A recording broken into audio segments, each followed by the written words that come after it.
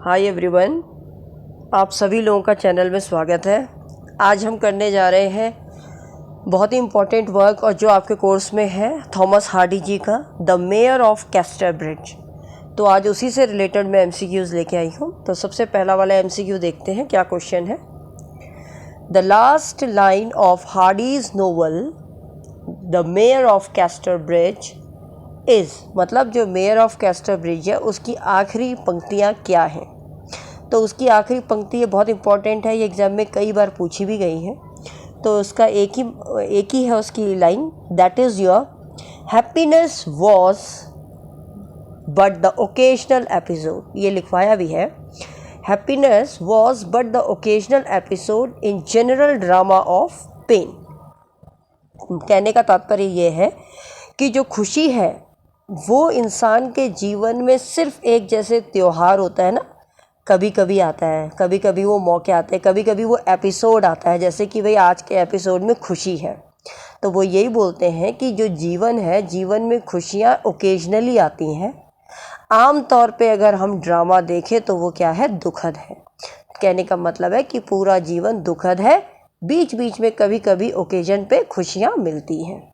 This is the last line of Hardy's novel the mayor of Casterbridge.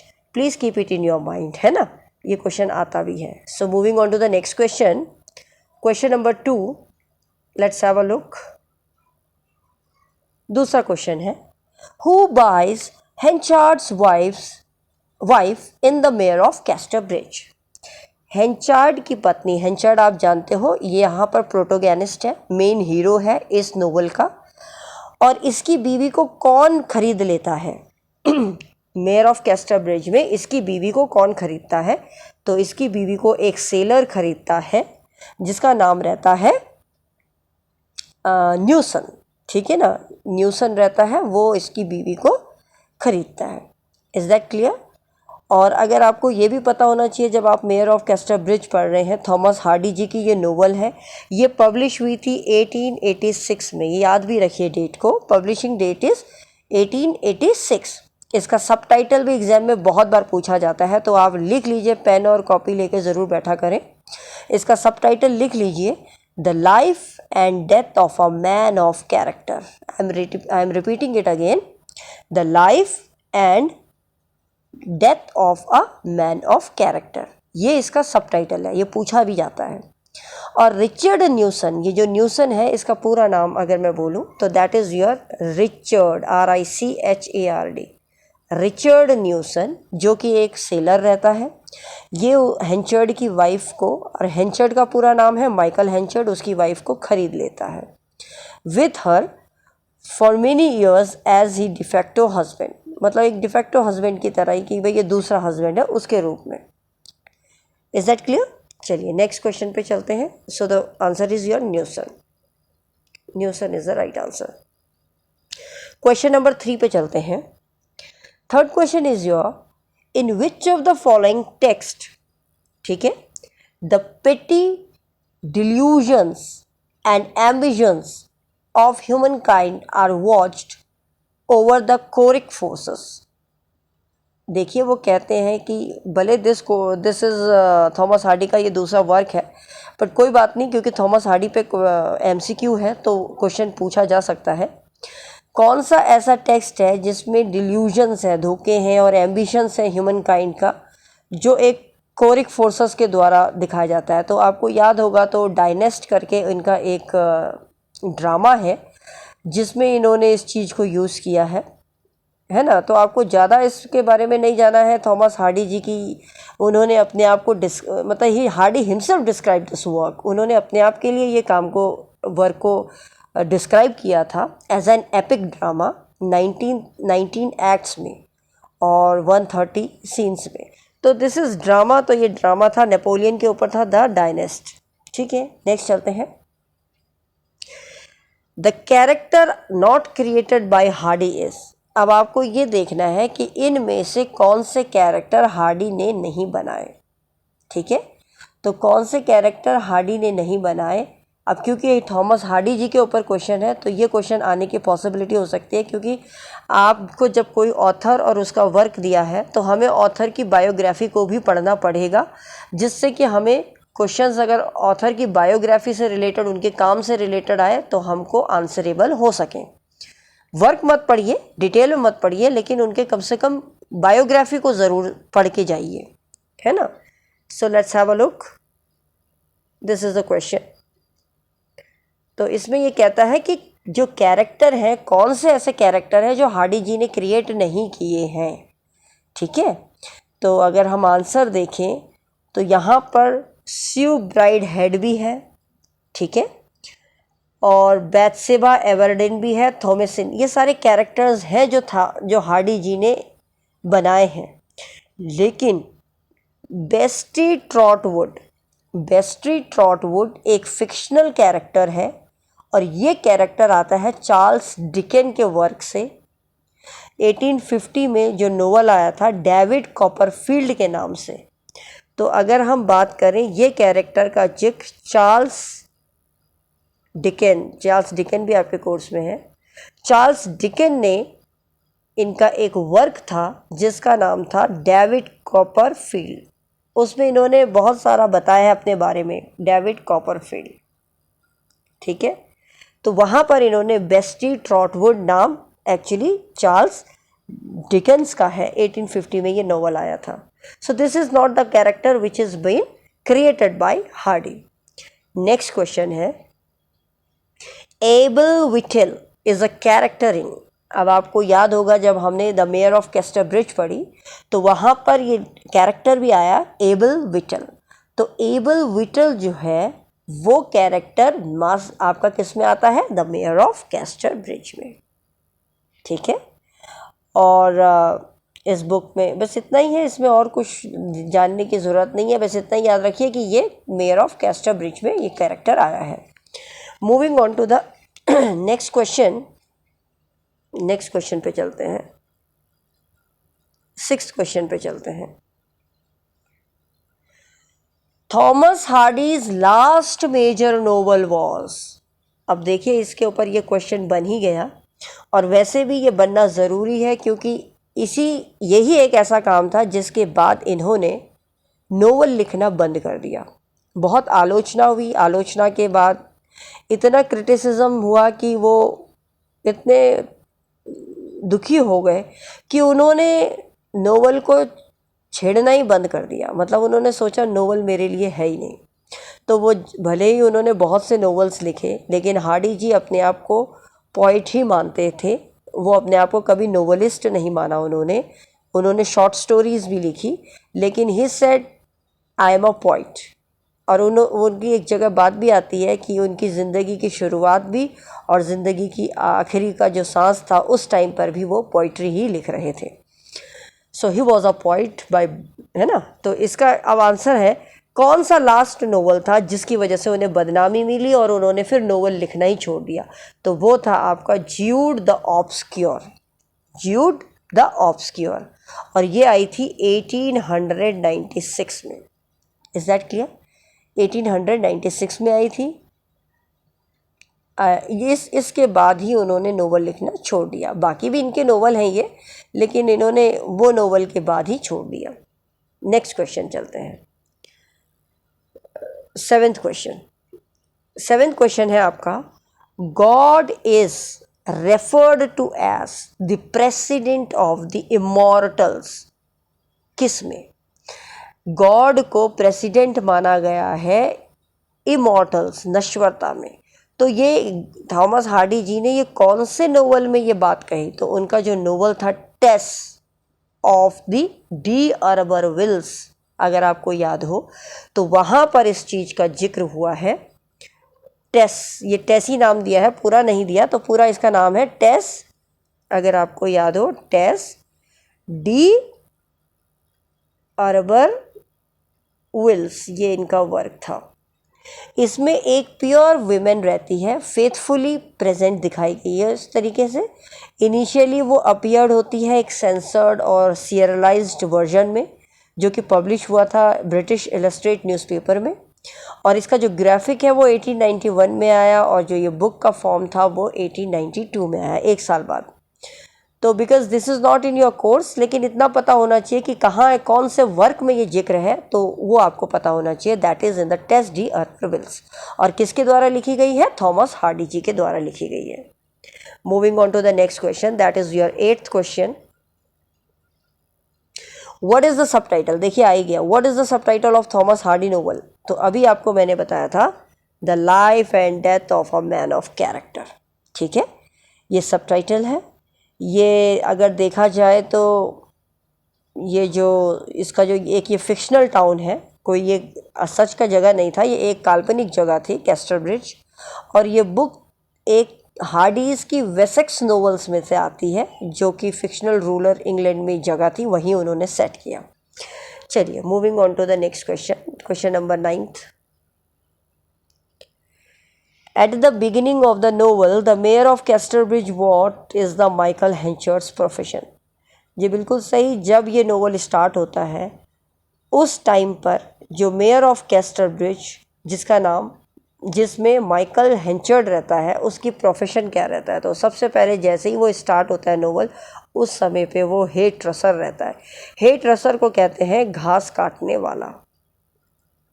वाला, जो घास की कटिंग करता है ना, काटने वाला, उसको हेट रसर कहते हैं। फिर 18 साल बाद जाकर ये मेयर बनते हैं, ठीक है, हेंचर्ड मेयर बनता है। नेक्स्ट क्वेश्चन है आपका question number 10th। The morning after selling his wife, what pledge does Henchard marks? जब अगले दिन सवेरे होती है और हेंचर्ड, क्योंकि वो तो दारू के नशे में अपनी बीवी को और बच्चे को बेच देता है, लेकिन जब उसको होश आता है, अगले दिन सवेरे उठता है, तब वो उसको क्या वो प्रॉमिस करता है, क्या प्लेज का मतलब है क्या प्रॉमिस करता है, क्या वादा करता है? तो वो उसका वादा यही रहता है कि वो अब कभी भी 20 साल तक तो वो दारू को छुएगा भी नहीं। तो not to drink for 21 years. देखिए बहुत सी बुक में 21 है, कहीं पर 20 है, तो यही मान के चल लीजिए, अगर 20 आ रहा होगा तो 20 कर लीजिएगा, अगर 21 आ रहा होगा तो 21 कर लीजिएगा। In most of the books and all, there is a difference in 20 and 21. If there will be given 20, then your answer will be 20. But when it will be given 21, your answer will be 21. Next, moving on to the next question, that is your question number 11th. Question number 11th है आपका। In a letter written on her deathbed, what does Susan confess to her husband in the mayor of Casterbridge? जब Susan की मृत्यु हो जाती है तो Susan जो है वो क्या कन्फेस करती है उस लेटर में मरने से पहले? तो जो वो अपने पति को नहीं बता पाती, तो वो क्या कन्फेस करती है? तो वो कन्फेस करती है कि भाई ये जो बेटी, जिसको तुम बेटी समझ रहे हो, तुम्हारी अपनी, वो क्या है, वो तुम्हारी बेटी नहीं है, वो न्यूसन की बेटी है। तुम्हारी बेटी तो क्या होती है, जब इन्फेंसी में रहती है उसी समय वो मर जाती है। तो वो जो कन्फेस करती है, वो राज खोलती है, तो वो कहती है शी एंड एलिजाबेथ। ये मैं आपको आंसर बता दूं इसका आंसर आएगा C, Elizabeth Jane was not his daughter. तो ये उस पत्र में लिख देती है और उसकी मृत्यु, मतलब बेड पे वो लेटर पड़ा रहता है। I hope this is clear to everyone. Question आता है, इनसे भी आता है क्वेश्चंस। देखिए सारे पूछे गए हुए क्वेश्चंस हैं जो कभी भी, ये हर साल जैसे रिपीट होते हैं, तो ये क्वेश्चंस कहीं ना कहीं एग्जाम्स में पूछे गए हैं। So these are selected questions, right. So moving on to the next question, that is your 12th question. Let's have a look what's there in it. What is the name of the ceremony the town's people perform to shame Lucetta in the mayor of Casterbridge? देखिए एक ल्यूसेटा character भी आता है इस mayor of Casterbridge में। ल्यूसेटा वही lady रहती है जो हेंचर्ड को, जिससे प्यार हो जाता है, ठीक है। तो इनकी शादी तो नहीं होती, लेकिन होता क्या है, शादी नहीं होती, लेकिन ल्यूसेटा की शादी फारफरे से हो जाती है। अगर आपने ये नोवेल पढ़ा है तो आपको समझ में आ रहा होगा मैं कैरेक्टर को कैसे रिलेट कर रहे हैं। तो यहाँ पर जब वो फारफरे से शादी कर लेती है तो कहीं ना कहीं उसको, जो हेंचर्ड रहता है, वो कहीं ना कहीं उसको बदनाम भी करता है। अब वो आगे जाके क्वेश्चन आएगा, so I am not giving you the detail study of it. इस समय हमारा मतलब यहाँ पर ये है, मैं आपको लुसेटा कौन है ये बताना चाह रही थी। तो इस कौन सी ceremony town people perform to shame, कौन सा ऐसा नाम दिया टाउन के लोगों ने कि लुसेटा को शेम करने के लिए। तो उसका राज ये था कि जो हेंचर्ड था उसने जलन की भावना से, जो उसके पास एक आदमी था जॉब जिसको उसने नौकरी पे रखा था, लेकिन बाद में फारफरे की वजह से उसको डिसमिस कर दिया था, तो वो उसको बोलता है तुम जाओ और लुसेटा के, मेरा ये ओल्ड लव लेटर है, तुम ये पूरे गांव में पब्लिक कर दो, जिससे कि लुसेटा की क्या हो जाए, बदनामी हो जाए। तो बदनामी होना, ये लगाना कि भाई ये एक अनफेथफुल लेडी है, या फिर ये एक कहने का मतलब ये है कि वो भागने वाली है, चालाक लड़की है। तो ये नाम दिया गया था उस सेरेमनी में शेम के लिए, लुसेटा के लिए। तो वो वर्ड था इसकी मीठी राइड। वो वर्ड क्या था? दैट वॉज योर इसकी मीठी राइड। इसकी मीठी राइड उस राइड उसी को कहते हैं जहाँ किसी लेडी पे चरित्र पर उंगली उठाई जाए। ठीक है, समझ में आ गया? आई होप ये क्लियर हुआ होगा। Moving on to the next question, that is your question number 13। What does the will of Henchard not say in Hardy's the mayor of Casterbridge? जो will था हेंचर्ड का, उसने क्या नहीं कहा? हार्डी के जो मेयर ऑफ कैस्टरब्रिज था, उसने नॉट से मतलब उसने क्या नहीं कहा? तो जो will था हेंचर्ड का, he does not say that Elizabeth Jane Farfrae, कि वो नहीं चाहता था कि जो वो बेटी है न्यूसन की, एलिजाबेथ ज़ेन फारफरे, कि उसको बताया जाए कि मेरी मृत्यु हो चुकी है। तो वो अपनी मृत्यु को सीक्रेट ही रखना चाहता था। कौन? हेंचर्ड।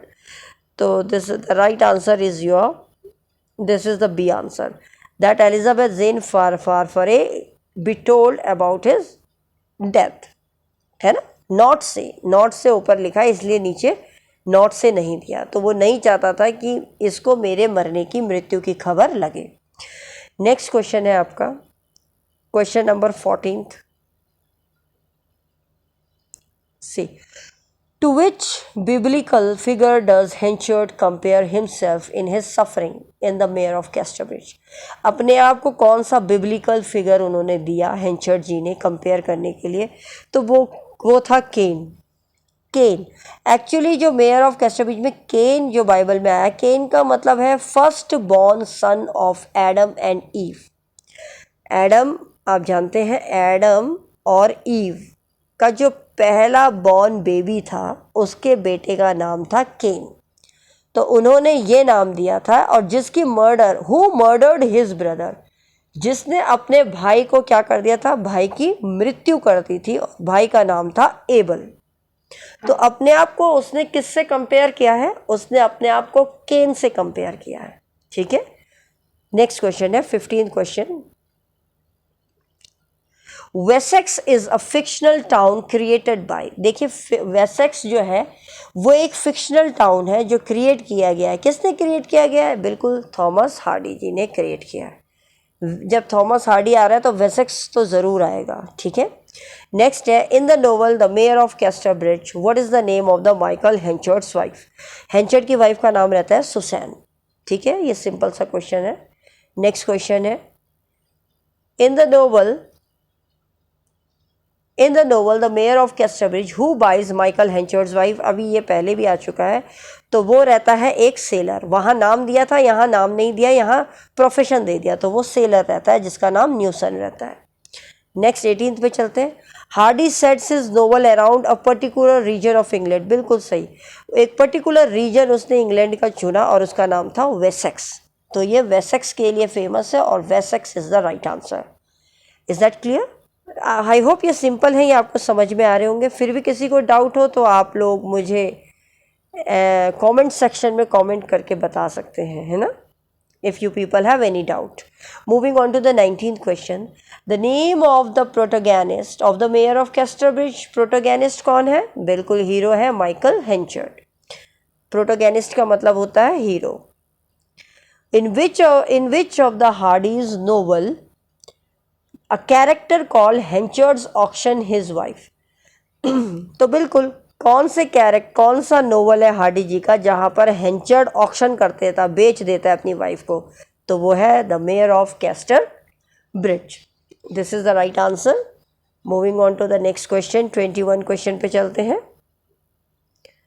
विच is are the novel or novels by Hardy? आपको ये बताना है इनमें से हार्डी जी के कौन से नोवेल्स हैं। तो देखिए, द ट्रम्पट मेजर भी उन्हीं का नोवेल है, डेस्परेट रेमेडीज भी है और ज्यूड द ऑब्सक्यूर भी है। तो सारे के सारे क्या हैं? हार्डी जी के नोवेल हैं। हार्डी इज कॉल्ड हार्डी जी को क्या कहा जाता है? तो हार्डी जी को कहा जाता है रीजनल नोवेलिस्ट। क्यों? क्योंकि इन्होंने एक रीजन को ही कंसाइज किया था, एक ही जगह को इन्होंने वेसेक्स को ही स्ट्रेच किया था। इंग्लैंड का एक जगह पर इंग्लिश चैनल है जहाँ पर तो वहाँ पर उसी जगह में ही उन्होंने सेटिंग करी और उसी को इर्द गिर्द उसी पे घूमे। तो वेसेक्स की वजह से रीजनल नोवेलिस्ट कहा गया कि इससे बाहर ये नहीं गए। नेक्स्ट क्वेश्चन है 23rd। So the 23rd question is your, for the last 30 years of his life Thomas Hardy did not right. देखिए, अपने जीवन के आखिरी 30 साल तक थॉमस हार्डी जी ने क्या नहीं लिखा? तो मैंने आपको बताया था ऑब्सक्योर जो इनकी एक नोवेल आई थी, तो उससे ये बहुत ज़्यादा ज्यूड द ऑब्सक्योर थी, जिससे वो बहुत ज़्यादा डिप्रेशन में आलोचनाएं मिली। तो इस वजह से उन्होंने नोवेल्स को ही त्याग दिया। तो नोवेल्स ही उन्होंने आखिरी 30 साल तक नहीं करा, लिखा ही नहीं, छोड़ ही दिया। नेक्स्ट क्वेश्चन है, Lucetta is a character in Hardy's. आपको पता है, अभी बता दिया, लुसेटा किस कैरेक्टर में आती है? The mayor of castor bridge में, जिसमें वो हेंचर्ड से क्या करती है? लव करती है। नेक्स्ट चलते हैं, question number 25th। Wessex refers to, Wessex किसे कहा गया है? तो वेसेक्स एक क्या है? रीजन है हार्डी जी के नोवेल का, जहाँ पर सेट किया गया है। This is the region in which Hardy's novels are set, जहाँ पर हार्डी जी ने अपने नोवेल्स को सेट किया है। मतलब उससे आगे उन्होंने इसीलिए उनको रीजन कंसाइज भी कह दिया कि भाई ये वहीं तक सीमित रहे। Moving on to the next question, that is your question number 26। Whom did Henchard arrange to hire as his business manager before meeting Farfrae in the mayor of Casterbridge. देखिए, हेंचर्ड ने किसको चुना था, higher किया था? Higher का मतलब job पे रखा था। क्वेश्चन है हायर, है ना? तो हायर कर लिया, कहते हैं ना, हमने तो हायर कर लिया, हमने तो खरीद लिया। तो किसको खरीद लिया था अपने बिजनेस में? फारफरे से पहले मिलने, मतलब फारफरे के मिलने से पहले तो उसने हायर किया था जोसुआ जॉब, और यही वो जॉब है जिसको वो बाद में हटा देता है, फारफरे को रख लेता है उसकी जगह पर। और जब लुसेटा शादी कर लेती है फारफरे से, तब यही जॉब को कहता है कि मैं इसको बदनाम कर दो। किसको बदनाम कर दो? लुसेटा को। Question number 27, Thomas Hardy was, Thomas Hardy क्या थे? तो देखिए, थॉमस हार्डी को हम कह सकते थे ही वॉज अ इंग्लिश नोवेलिस्ट भी थे, पोइट भी थे, लेकिन वो अपने आप को पोइट ही मानते थे, नोवेलिस्ट नहीं मानते थे। क्योंकि जब उन्होंने द ज्यूड ऑफ ऑब्सक्योर लिखी तो उससे उन्हें आलोचना इतनी मिली, तो उन्होंने उस चीज़ को त्याग दिया। तो यहीं से हमें उनका कैरेक्टर पता चलता है कि वो कहीं ना कहीं निराशावादी किस्म के इंसान थे। तो ही was a pessimist. I hope आप सभी लोगों को ये MCQ की सीरीज़ अच्छी लग रही होंगी, मैराथन सीरीज़, और हेल्पफुल भी लग रही होंगी। आपको अंडरस्टैंड भी हो रहा होगा एक एक चीज़ों को। I am making it very clear in a deep sense so that you will be able to know the answers in a very simplified way. And जिन्होंने अभी तक इस चैनल को प्लीज़ सब्सक्राइब नहीं किया है, this is my request from the bottom of my heart, please इसे channel को आगे ग्रो कीजिए। पहले तो सभी को थैंक्स जो अभी हर दिन अपना प्यार देते हैं और चैनल को ग्रो कराते हैं। This is your trust, it shows your trust, और आपके ट्रस्ट को ही मुझे आगे और बरकरार रखना है। तो इसलिए जिन लोगों ने अभी तक इस चैनल को सब्सक्राइब नहीं किया है, please do subscribe this channel, और शेयर कीजिए, लाइक कीजिए, सब्सक्राइब कीजिए, एंड नोटिफिकेशन बेल को don't forget to hit the notification bell, क्योंकि जैसे आप उसको ऑन करेंगे तो आपको जो भी वीडियोस होंगी अपलोड होते ही आपके पास मैसेज आ जाएगा and you can find the new videos which is been uploaded. So I hope you people will subscribe and like this channel और शेयर कीजिए ज़्यादा से ज़्यादा. So keep watching this. Thanks for watching this video. Till then have take care.